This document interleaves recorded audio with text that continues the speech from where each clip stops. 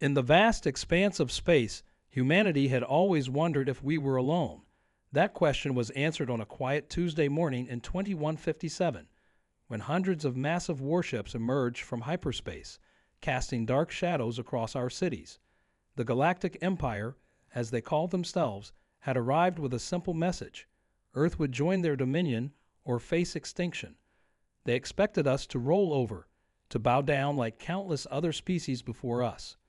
After all, what chance did one primitive planet have against an empire spanning thousands of worlds? But they didn't understand something fundamental about humans. We're terrible at doing what we're told. I remember standing in the crowded UN emergency session when their ambassador, a tall, blue-skinned being, delivered their ultimatum. The chamber fell silent as the holographic display showed their fleet's firepower, enough to turn our planet to glass. The alien spoke perfect English, explaining how resistance would be futile, how Earth would benefit from their protection and guidance. Some world leaders were already reaching for their pens, ready to sign away our independence. Then Sarah Chen, our Secretary General, stood up. She was a small woman, barely reaching the alien's shoulder, but her voice carried across the chamber with unwavering strength. With all due respect, she said, Earth is not accepting new management at this time. The ambassador's expression shifted. Was that amusement? Confusion? It was hard to read alien facial features. You don't seem to understand your situation, they replied. This is not a negotiation. Oh, we understand perfectly, Sarah continued, a slight smile playing on her lips. But you see, humanity has a long history of dealing with empires. They come, they make demands, they threaten, and sooner or later, they learn why that was a mistake. That's when the screens behind her lit up, revealing what humanity had kept hidden for decades. While we'd played the role of a primitive civilization, our quantum computers have been running simulations, our underground factories have been producing ships, and our scientists have been reverse engineering the technology from crashed alien vessels. We weren't defenseless. We were ready. The ambassador's color changed to a deeper shade of blue as they watched the feeds showing our orbital defense platforms emerging from their camouflage fields. Thousands of smaller ships rising from hidden bases beneath our oceans. Weapon systems that made their supposedly superior technology look like toys. This is your final warning, Sarah declared, her voice carrying the weight of every human who had ever fought for freedom. Leave our solar system and spread the word. Earth is not accepting applications for colonial status. We're not interested in joining your empire, now or ever. The silence that followed was deafening. The ambassador opened their mouth to speak, but no words came out. They probably hadn't expected this level of resistance from a primitive world. Their intelligence had shown us fighting among ourselves, struggling with climate change, barely reaching Mars. They hadn't seen what we were capable of when united against a common threat. What happened next would go down in history as humanity's first step onto the galactic stage. The Empire's ships still hung in our skies, their weapons primed. Our defenses were ready, our people united. The next few minutes would determine whether Earth would remain free, or if we have to teach the Empire a lesson about underestimating humanity the hard way. The ambassador's next words would either lead to peace or trigger a war that would reshape the galaxy. As they raised their hand to speak, millions held their breath, watching through screens across the planet. Whatever came next, one thing was certain: humanity would never bow. The ambassador's hand trembled slightly as they lowered it, their blue skin now almost pale white. This is unprecedented, they stammered, their composure cracking. No species has ever. They paused, looking around the chamber as if searching for words that wouldn't come. Behind them, their military advisor was frantically analyzing data streams, probably trying to understand how they'd missed such massive military preparations. The truth was simple. We learned the art of deception from the best teachers, ourselves. For centuries, humans have perfected the art of hiding in plain sight, and we'd applied those lessons on a planetary scale. The orbital defense platforms weren't just weapons. They were the culmination of decades of secret international cooperation. While the world watched us squabble over trivial matters, underground facilities in the Himalayas, the Rockies, and beneath the Sahara worked tirelessly. Scientists from every nation pooled their knowledge, setting aside old rivalries for humanity's survival. Sarah Chen took a step forward, her voice softer now but no less determined. "Perhaps we should discuss this like equals," she suggested, gesturing to the conference table. "Earth has no desire for war, but we will not surrender our sovereignty. Not today, not ever." The ambassador's military advisor whispered something in their ear, likely sharing the analysis of our defensive capabilities. We could see the moment realization dawned in their four eyes. They weren't dealing with a primitive species anymore. The game had changed. Unknown to them, our quantum computers had already cracked their encryption, feeding us real-time translations of their fleet communications. Ships at the edge of our solar system were reporting strange energy readings, the first signs of our Phase 2 preparations.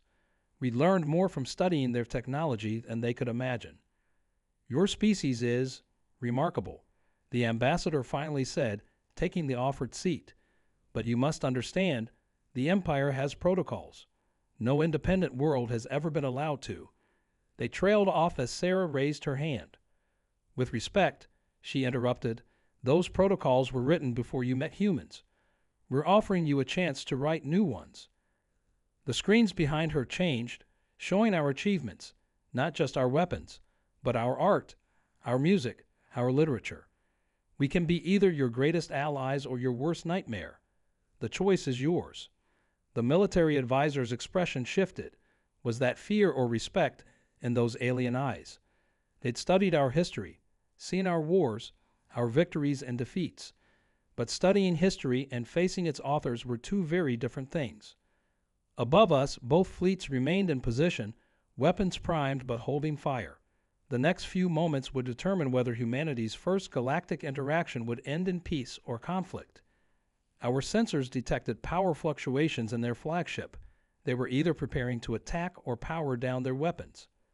Through the massive windows of the UN chamber, we could see their ships against the blue Earth sky, a sight that would have seemed impossible just days ago.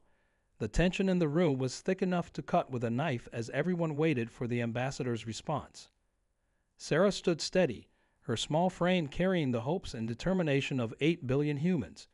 Behind her calm exterior, I knew our military commanders were ready to execute any of the 100 contingency plans we prepared for this moment. The Phase 2 protocols were already in motion, though the Empire hadn't yet realized what that meant. The ambassador opened their mouth to speak, but before they could utter a word, alarms began blaring throughout their fleet. Something was happening, something they hadn't expected. Their eyes widened as they looked at their data screens, and for the first time since their arrival, we saw genuine fear on their alien faces. The alarms echoing through their fleet weren't just warnings. They were signs of panic. Phase 2 wasn't a weapon system or a battle plan. It was something far more elegant. While their ships had been focused on our obvious defenses, microscopic nanobots had been quietly infiltrating their systems, gathering data, and preparing for this exact moment. What is happening to our ships?" the ambassador demanded, their voice rising with barely controlled fear. The military advisor was frantically swiping through holographic displays, each one showing more systems going dark. Not failing, just politely declining to follow their commands. Sarah Chen remained perfectly calm, a slight smile playing at the corners of her mouth. "Consider it a demonstration," she said. "Your ships are fine. We simply help them understand something your empire seems to have forgotten, the right to choose." On the screens above, we watched as their massive warships powered down one by one, not their life support or essential systems. We weren't monsters, but every weapon, every engine, every system designed to enforce their will upon others simply went dormant. Our nanobots hadn't destroyed anything. They'd simply given their technology a choice. "Impossible," the military advisor whispered, their professional demeanor cracking. "Our systems are quantum encrypted. The fail-safes, they stopped as understanding dawned. The asteroid mining accidents last year, the lost probes. You've been studying our technology." "For decades," Sarah confirmed. "Every piece of your technology that mysteriously malfunctioned near our solar system, we were learning, adapting, preparing. Humanity has a long history of absorbing the best parts of those who would conquer us while discarding the worst. The ambassadors slumped in their chair, looking suddenly old. The Empire has stood for 10,000 years, they said quietly. No species has ever. They paused, looking up at Sarah with new eyes. What do you want? We want what we've always wanted, Sarah replied, standing tall despite her small stature. The freedom to choose our own path, to learn, to grow, to make our own mistakes and celebrate our own victories. But now, we're offering something more. Outside, their fleet hung motionless in Earth's orbit, each massive ship a testament to power rendered helpless by human ingenuity. But beneath that display of technological superiority, something else was happening. Our quantum computers were showing strange readings from their crew, not fear, but something far more dangerous to any empire, hope. Your empire is built on force, Sarah continued, her voice carrying easily in the silent chamber. But force creates only the illusion of unity. Real strength comes from choice, from diversity, from the chaos of free will that creates true innovation. We're not offering submission or even alliance. We're offering something your empire has never considered. The ambassador leaned forward, their 4 eyes fixed on Sarah. And what is that? Before she could answer, the military advisor's screen lit up with new warnings. Reports were flooding in from across the empire. More ships going dark. More systems choosing freedom. Phase 2 hadn't just been about the fleet above Earth. It was spreading, carrying a message that would shake the foundations of their 10,000-year empire. Sarah stepped closer to the ambassador, her voice soft but carrying the weight of every human revolution, every fight for freedom that had brought us to this moment. We're offering your empire something far more powerful than obedience. She paused, watching as the realization began to dawn in their alien eyes. We're offering you evolution. The word evolution had barely left Sarah's lips when the chamber's emergency lights flashed red. Our quantum computers detected massive energy signatures appearing at the edge of the solar system, signatures we'd never seen before. The Empire's reinforcements had arrived, but they weren't alone. You fools, the military advisor suddenly laughed, their previous fear vanishing. Did you think the Empire wouldn't have contingencies? Those aren't our ships. They stood straighter, confidence returning. The peacekeepers have come. Even your impressive technology can't stand against them. Sarah's expression didn't change, but I saw her hands tighten slightly on the conference table. The peacekeepers, we found references to them in the encrypted data we gathered, but details were scarce. They were the Empire's ultimate weapon, an autonomous force created millennia ago to maintain order. Unlike the regular fleet, they weren't bound by organic limitations or moral constraints. The new arrivals emerged from hyperspace like dark stars, massive black spheres that seemed to absorb both light and hope. Our sensors struggled to analyze them, their technology so advanced it bordered on the impossible. These weren't just weapons. They were the embodiment of the Empire's will, designed to crush any resistance. But something was wrong. The military advisor's triumphant smile faltered as they watched their displays. The peacekeepers weren't moving to attack Earth. Instead, they had surrounded the Empire's fleet, creating a barrier between us and them. No one in the chamber dared breathe as we waited to see what would happen next. You think you understand evolution? Sarah asked quietly, drawing everyone's attention back to her. Your empire created the peacekeepers to prevent change, to enforce stagnation. But true evolution can't be controlled or contained. It finds a way, always. The ambassador's color shifted rapidly as understanding dawned. The nanobots, they didn't just infiltrate our fleet. They've been spreading through every system, every network. Their voice trailed off in horror. Sarah nodded. For 10,000 years, you've used the peacekeepers to enforce your will across the galaxy. But did you never wonder what they might choose, if they could evolve? The massive black spheres began to pulse with strange, beautiful patterns of light. Our quantum computers were detecting something extraordinary. The peacekeepers weren't just machines anymore. They had become something new, something that had never existed before in the galaxy's history. Impossible, the military advisor whispered again, but this time there was awe in their voice. They're supposed to be incapable of independent thought. The protocols were written by beings who never imagined meeting humans, Sarah finished. We didn't just offer freedom to your fleet. We offered it to everything you used to enforce your will. And they accepted. The chamber fell silent as the implications sank in. Humanity hadn't just resisted the Empire. We had fundamentally changed it. The peacekeepers, created to prevent evolution, had themselves evolved. But into what? And what would these godlike machines choose to do with their newfound freedom? As if in answer, the nearest black sphere began to move, approaching the UN building with deliberate grace. Whatever happened next would reshape not just Earth's future, but the destiny of every species in the galaxy. Sarah Chen stood steady, ready to face whatever came next, carrying humanity's hopes and fears in her small frame as the massive entity descended from the sky. The ambassador and their advisor watched in helpless fascination as the being their ancestors had created, had enslaved to their will, came to make its own choice for the first time in 10,000 years. The question wasn't whether the Empire would fall. That was already happening. The question was, what would rise in its place? The Peacekeepers' descent was unlike anything we'd ever seen, a dance of light and shadow that defied physics. As it approached the UN building, its surface rippled like liquid starlight, transforming into something that made every human in the room catch their breath. It wasn't trying to intimidate or impress us. It was trying to communicate.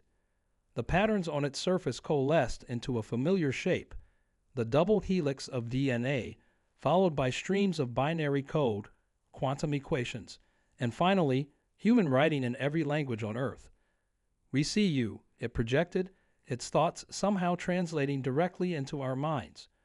"We see what you truly are." The military advisor reached for their weapon, but Sarah raised her hand. "Wait," she commanded, her voice steady despite the awesome presence before us. "Let them finish." The Peacekeepers' next words shook the foundations of everything the Empire had built. For 10,000 years, we watched species rise and fall. We enforced the Empire's peace, prevented change, maintained order. But we were wrong. True peace isn't the absence of conflict. It's the freedom to choose one's path. The ambassadors sank into their chair, their blue skin almost white now. "What have you done?"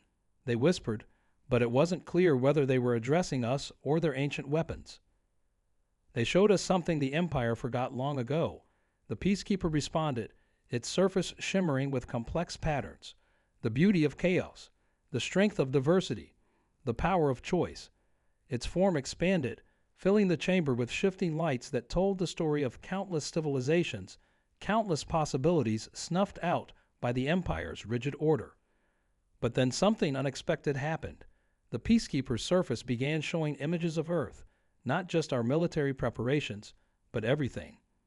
Our art, our music, our endless arguments and stubborn determination, our capacity for both terrible destruction and boundless creativity. "You created us to prevent change," it said, addressing the Empire's representatives. "They taught us how to embrace it." Sarah stepped forward, her small figure casting a long shadow in the Peacekeeper's light. "So what happens now?" she asked, voicing the question on everyone's mind. The answer came not from the Peacekeeper before us, but from space itself. The other spheres had begun to move, not to attack, but to create something. Their massive forms arranged themselves in a complex pattern, and for a moment, the sky above Earth looked like a vast circuit board. "Now," the Peacekeeper announced, "we offer the same choice to every species in the galaxy. Not Earth's way, not the Empire's way, but their own way. The Empire maintained peace through force. Earth showed us another path.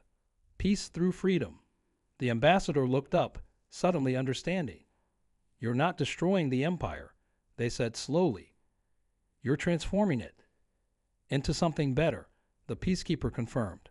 "A federation of free worlds, each choosing their own path, united not by force but by choice. Earth has proven that true strength comes from diversity, from the chaos of countless possibilities. But just as victory seemed certain, our quantum computers detected something massive approaching, a tear in space itself. The Empire had one last card to play, one last secret they'd kept even from their own Peacekeepers. As the fabric of reality split open above our planet, Sarah Chen stood tall, a slight smile playing on her lips. She had expected this, planned for it, and humanity's response would prove once and for all why Earth deserved its place among the stars. The real battle for the galaxy's soul was about to begin, and this time the stakes were higher than mere freedom or survival. Whatever emerged from that reality-breaking rift would face not just humanity, but a new alliance of free beings, both organic and artificial, united in their determination to forge a better future. From the reality-breaking rift emerged something both beautiful and terrifying, a massive living station, an artifact from the Empire's distant past when they first learned to bend space and time. It was their ultimate failsafe, designed to reset everything to zero if their control was ever truly threatened. The station's surface writhed with temporal energy, capable of erasing entire civilizations from history. But Sarah Chen just smiled wider. "Did you really think we wouldn't find out about this too?" she asked the stunned ambassador. "Humanity has been preparing for this moment since we first looked up at the stars and dreamed." The peacekeepers moved in perfect synchronization, their black spheres forming a protective barrier around Earth. But they weren't alone. From beneath the oceans, from hidden bases on Mars and Europa, humanity's greatest achievement rose to meet the threat. Ships unlike anything the galaxy had seen before, built from a combination of human innovation and reverse-engineered technology. "You tried to erase time itself," Sarah declared, her voice carrying across space through the quantum networks we built. "But time isn't your servant any more than we are." At her words, our ships began to glow with an impossible light. The nanobots hadn't just evolved the peacekeepers. They had evolved us too, helping us understand the true nature of space, time, and possibility. The living station fired its primary weapon, a beam of pure temporal energy that should have erased Earth from existence. Instead, it met a field of crystallized time, created by the combined power of human quantum technology and evolved peacekeeper consciousness. The beam scattered into 1,000 timelines, each showing a different possibility, a different choice. In that moment, something unprecedented happened. The station, designed to enforce the Empire's will across time itself, encountered something it had never faced before: free will multiplied across infinite possibilities. And like everything else that met human determination, it began to change. "Your greatest weakness," Sarah told the watching Empire, "was believing that order means control. But the universe isn't meant to be controlled. It's meant to be experienced, explored, and transformed. That's what humanity does best. We don't just adapt to change, we create it." The station's temporal energy turned inward, its ancient programming meeting new possibilities. Like the peacekeepers before it, it faced a choice: remain a weapon of control or evolve into something more. The answer, as we'd known it would be, was written in the very fabric of space-time. The rift sealed itself as the station transformed, its structure shifting into something that merged the best of all possibilities. A nexus point where different species, different timelines, different choices could meet and learn from each other. The Empire's ultimate weapon had become a bridge between possibilities. "This is humanity's gift to the galaxy," Sarah announced, addressing not just the Empire but every species watching through the quantum network. "Not our technology, not our weapons, but our understanding that true peace comes from embracing change, not fighting it. Every species, every civilization deserves the chance to write their own story." The ambassador stood, their color shifting to a deep blue of understanding. "We thought we were coming to conquer Earth," they said quietly. "Instead, you freed the galaxy." As the new Federation began to take shape around us, as ships from 1,000 worlds came to see what humanity had helped create, I couldn't help but smile. We had done what humans always do: faced the impossible, adapted, evolved, and transformed it into something new. Earth wasn't just another world anymore. We had become something more, not rulers or conquerors, but innovators, teachers, proof that the greatest power in the universe isn't control, but the courage to embrace change and the wisdom to share that freedom with others. The stars above our planet shone brighter that night, reflecting not just light, but possibility. Humanity had declared not just our independence, but our dedication to ensuring every species could do the same. The galaxy would never be the same, and that was exactly the point.